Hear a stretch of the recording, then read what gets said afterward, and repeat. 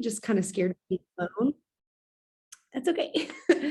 And that was something that I think really pushed me to do this, that I don't think I really would have done, um, had I been in my right mind. But I was 2 weeks postpartum, and I was looking for a way to make some money on maternity leave. And kind of backstory, I am a physical therapist, and my husband and I, we were working really hard to pay off our loans. I graduated with my doctorate in PT in May of 16. So I joined January of 18. So for that last year and a half, we had been putting my entire PT like paycheck to our loans. We were very like intense about it. We were putting lots of money towards our loans. It was something that we were passionate about way before Plexus. But we still had a lot of debt. We still had my husband's undergrad and my grad school loans. I had just paid off all of my undergrad loans at that time. And so when I held that baby, I thought, I don't ever want to go back to work. But I knew that I had to, because we probably had $80,000 in debt at that time. And so I knew that our minimum payments were like $750. And I was like, there was just no way that I couldn't go back to work. So I did, but that's what prompted my message to Emily. She had faithfully posted, if you've made at least $500 a month with Plexus, comment below. And there were so many people who commented, and I thought, if I can make $500 a month, that's an extra $6,000 of money towards my loans. That just gets me that much further to staying home with her. And so it was something like, I didn't really think that this would be my full-time job. All I wanted was $500 a month. I wanted to do that until we paid off all the loans, and I didn't really know. And so, but that's what I did. I jumped in, and it's funny. She says that I created this momentum, but I'll tell you this, I'm not like a rock star enroller. I'll tell you that. Like we have some people on our team that will enroll 15 people a month, and like it's no big deal. And I think the highest month that I've ever recruited in my almost 4 years of this is 6 people. So I hit the ground running in January of that year, and I messaged a bajillion people. Like I think I had a spreadsheet of like 250 people that I had messaged within that month, and I signed 5 of them. One of them was my mom. So 4, but 5. So, but I say that because you don't have to be like this rock star recruiter to have a successful business, because just like Carrie says, I was super consistent and I was coachable. Like I would ask Emily, I was like, okay, what do I do next? And she would tell me, and I'd go do it. And then I'd say, okay, what can I do now? I would send her my posts before I would post them. I would send her messages. I utilized Emily like nobody's business. Like, and I'm sure her husband was upset because she was on the phone with me all the time. But, and that is something that I want you, like, don't feel like you are bothering your sponsor, because they want to help you. And if you are consistent and you're coachable, they will make time for you too. Like that is something. And Emily still doesn't, I don't send Emily my posts anymore. I don't send her my messages anymore. But like that in the beginning, I needed that. And so that was something that she put a lot of time into me in the beginning. And so I would encourage you, are you putting time into your people that are saying and are showing up, that are saying they want to do the business? And then also, are you being coachable? Are you going to your upline? Are you saying, okay, I did this, what do I do now? Okay, I did this, what do I do now? Asking for training videos, looking them up. That was something that I've consistently done. And so kind of just my journey, I guess, with Plexus is I went silver my very first month, but it took me 9 months to go gold.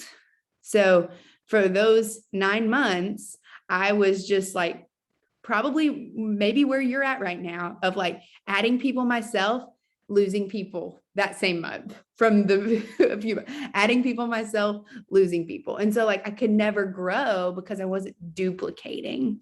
And so it wasn't until I started duplicating that I was able to have a little growth. And I'll tell you, the pockets of growth in my business have been when new people joined me for the business. So when Brittany joined me, I think Brittany was the one who helped get me to senior gold. I think that's what it was. And then when Kylie joined me, Kylie was the one that helped get me to Ruby. Right. And then Michaela joined me and we got to senior Ruby into Emerald. And so it was just like these new business builders, this new momentum was growing my team. But that was because I was being consistent and sharing the opportunity. And I think that because my story, I started specifically for the opportunity, I never had any problem like sharing the opportunity, because I never shied away from the fact that that was the reason I started. Like that was just very, like that was for me. That's how the Lord used Plexus in my life. And so like, I would just encourage you to continue to share boldly, because you're on this call. That means the business has affected you, right? In some way, whether you've signed one person or whether you're a diamond team, this business has affected you because you're on this call and you know that you want to grow that. So I would just share how it has affected you, because whether it's you pay, I remember my very first paycheck, it was $50 and I was like, $50. Like that's an extra $50. How cool is that? Like, what can you buy? You can do some damage at Target for $50. So like, that's something that you can share about. And because now this was not our situation because we both had 2 full-time jobs, but an extra $50, like people might be praying for that. I've had people come to me saying, I want to join Plexus, but I literally only have this much money for the next 3 weeks and I can't do it. Like I've had people come to me with that. And so maybe people are praying for that. And so for you to share boldly and consistently, like it could be an answered prayer for them. Okay. So I want to talk, and if you have any questions about like my story and how we've grown, please ask them and I'll answer them. But I want to talk specifically right now about Leaders Retreat. So how many of you, you can either like raise your hand or like comment in the chat. But like, how many of you are feeling a little overwhelmed about Leaders Retreat? Like, you're like, I don't know that I can do this. It's already 1 month in. No, not right. Okay. Carly, feeling that way. Because I know that you're 1 month in, like when you get started, you're like, yes, I can do this. I can do this. And then 1 month goes by and it didn't have like what you planned out didn't go the way you wanted it to. And so you're like, oh my goodness, I'm not going to do it now. I only have 3 months to do this instead of 4 months. And it didn't go the way I wanted to in October. It's not going to go the way in November. So I just want you guys to stop thinking that because do not give up. I'll tell you a little story about my very first Leaders Retreat. Like I said, I joined in January. And then my first Leaders Retreat contest was, I think it was a 3-month contest, June, July, and August, for a cruise that happened in October.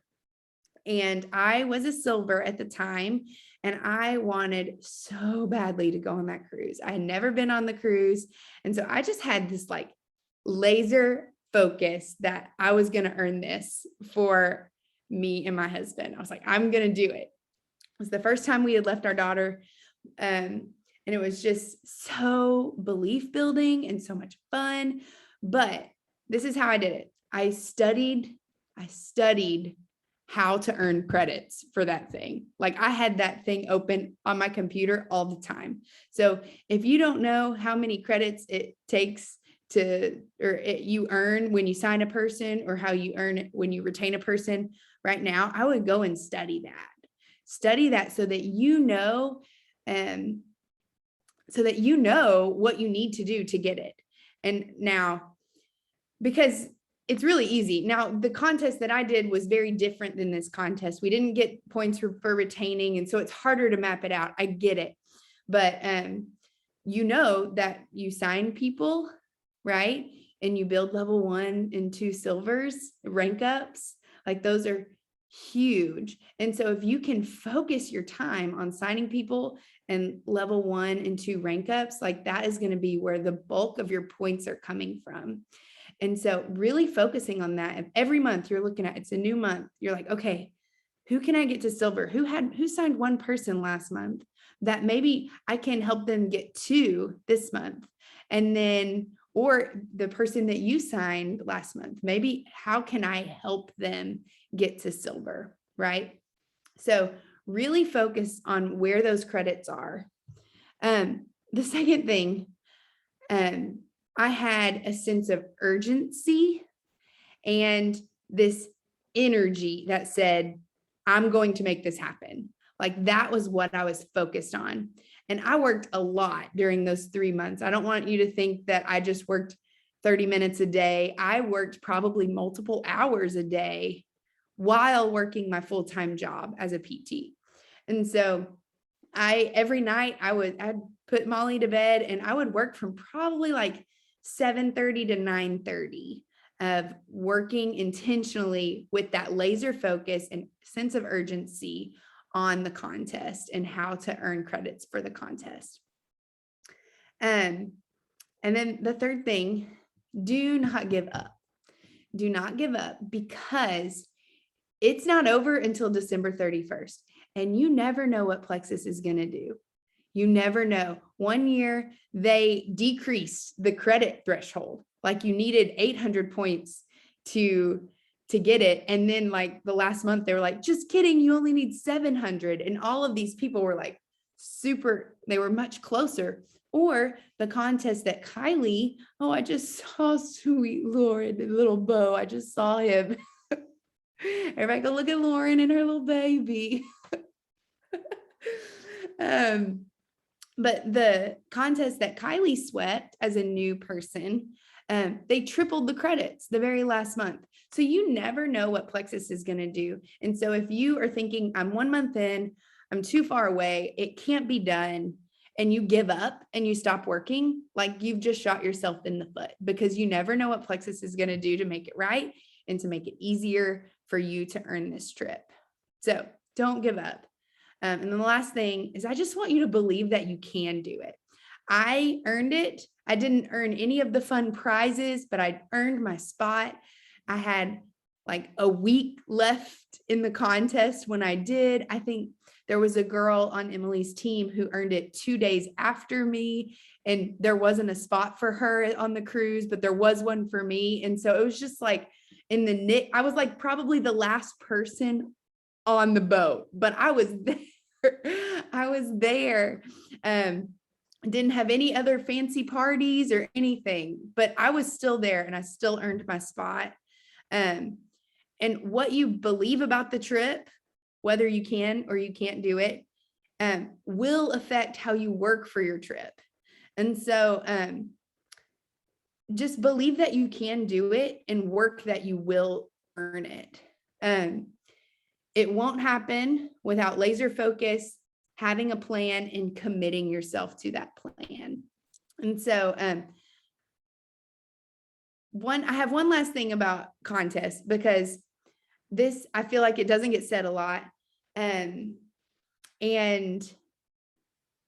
because I'm very contest driven. I like, you give me a contest, I'm like, I say something, I do it. I'm just going to do this.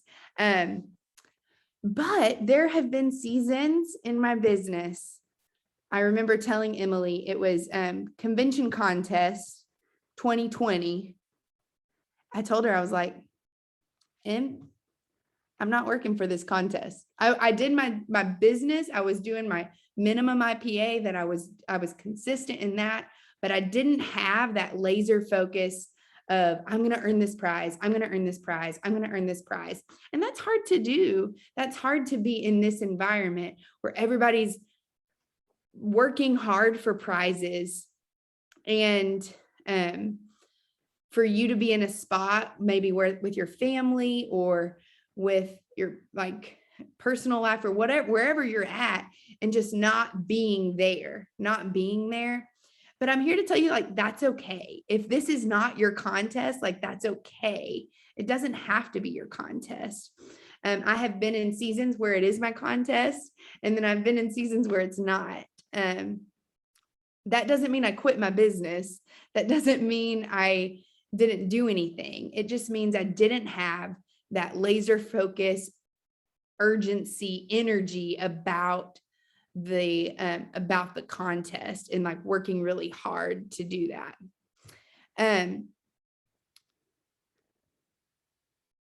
So what I have is, I know it's easy to get wrapped up into feeling that you need to do those things, right? Because everybody is. This FOMO of like, I want to be in Orlando. I want to be in Orlando.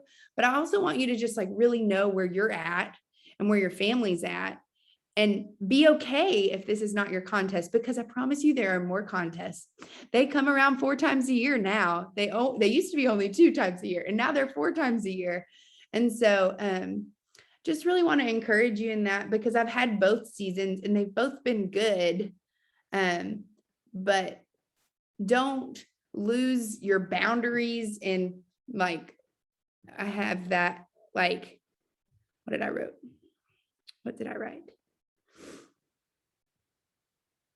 I don't remember where I put it, but you don't want to like tear your family apart when trying to sweep a contest that does not matter.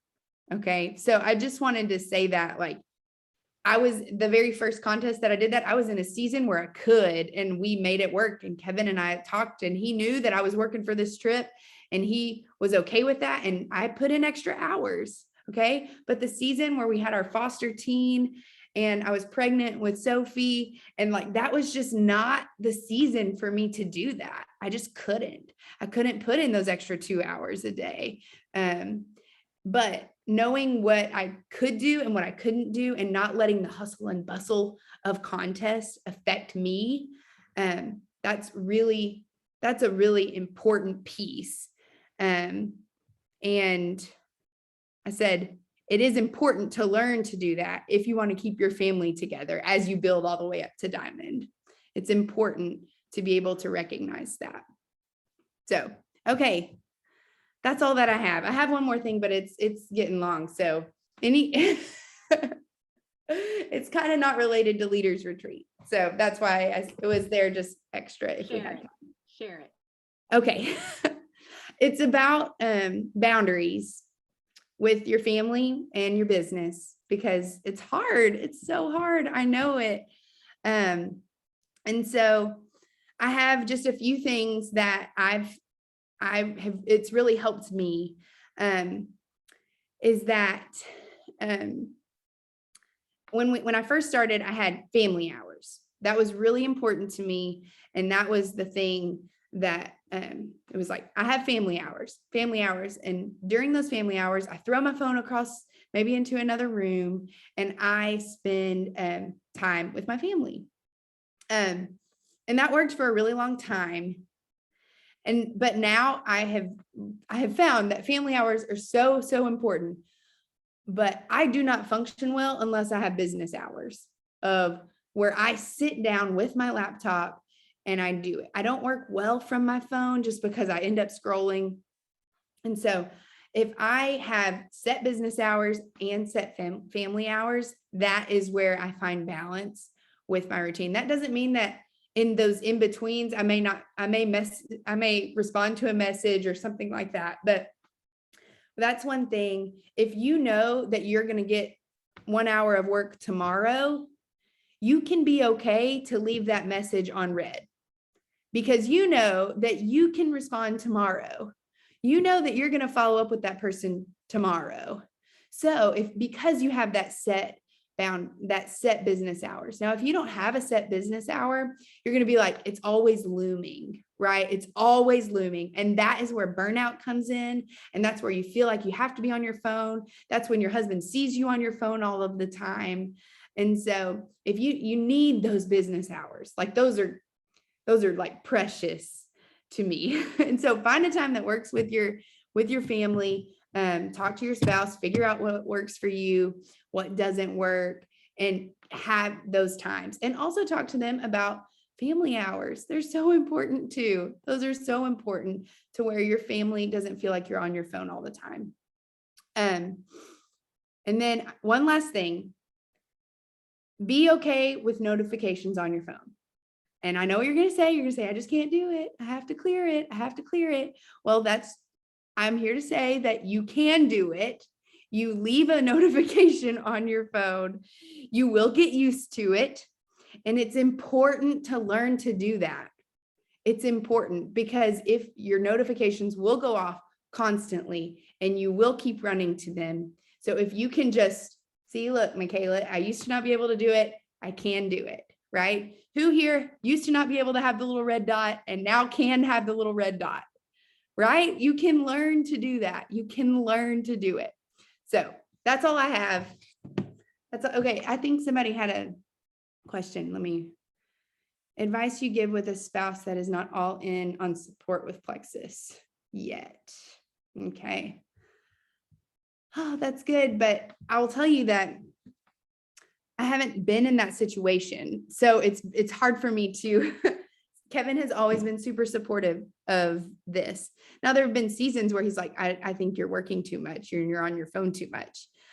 So I think that I'll tell you this, I'll tell anybody this, even if you're my strongest leg, your marriage is more important than your business. And so put your phone away, put your dang phone away. That's all I got to say is that make sure that he notices like that you are prioritizing him. And now I understand you have to work and you have to do that, but like, are you choosing him at any point? I would ask you, are you? And then make sure that he knows that he's valued to you. So I don't know. I'm kind of black and white with that. Well, and I think, yes, I agree with you 100%, but that doesn't mean you don't do your business. That means that you get organized, because I think that there is laziness that comes in that. There's laziness that comes in just like being so chaotic and so overwhelmed. I hate to say that because I feel that way often. So that is me being lazy in the fact that I'm not able to like be organized as well as I want to be. Does that make sense? Mm-hmm.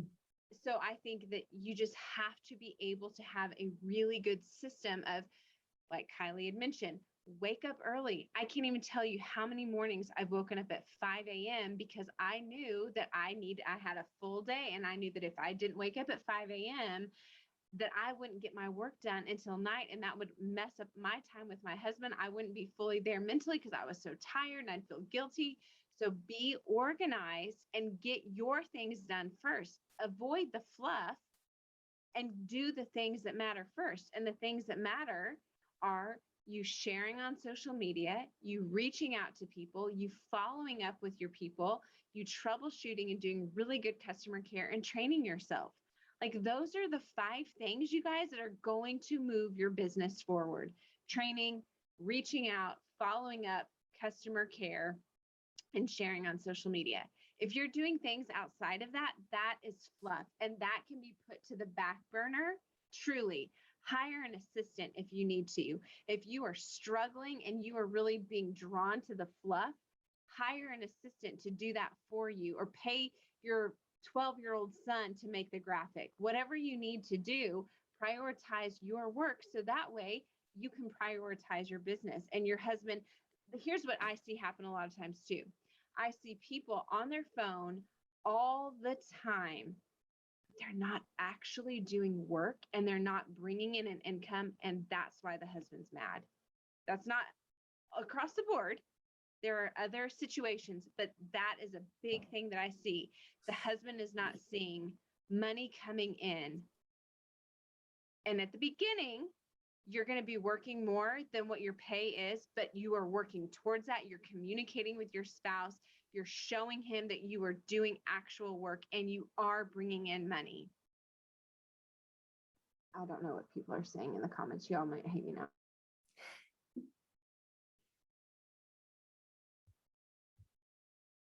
No, I totally agree. You have to get your work done, but you also need to prioritize your spouse too. And so, even if he's not super supportive, ask him. I mean, I'm very like straightforward of like, okay, well, what do you need from me? Like, do you need me to not have my phone at dinner? Because I will do that. Like, I will just, if that's what you're wanting specifically. So if he's saying you're on your phone all the time, like, okay, well, tell me when you don't want me to be on my phone, because I'll do that too. Like, and work around it. Another thing that you can do too, and this is what I did when I first started, was I had two very young, very dependent children. I had a job. My husband had a job. We go to bed somewhat early. And so there was not a whole lot of time. And I would have to communicate with him and maybe have 2 nights a week, say, okay, Tuesday and Thursday night, I'm going to work from 7:30 to 9. And don't extend that and work until actually 10:30. You have to be true to your word, right? And so that means getting your work done in that time, but communicating with him and making sure that he is okay. Are you okay if I work on Tuesday nights and Thursday nights? And then on the other days, you are maybe waking up a little bit early to get that work done so you don't have to work in the evenings on Monday, Wednesday, and Friday night. It's all about communicating. It's all about respecting your spouse. It's being reflective of what you are doing. And it also may be like he just needs to have a little bit more belief. He may be so skeptical of you getting yourself into something that's going to hurt you or hurt your family's name. And so he might just need to have some belief built.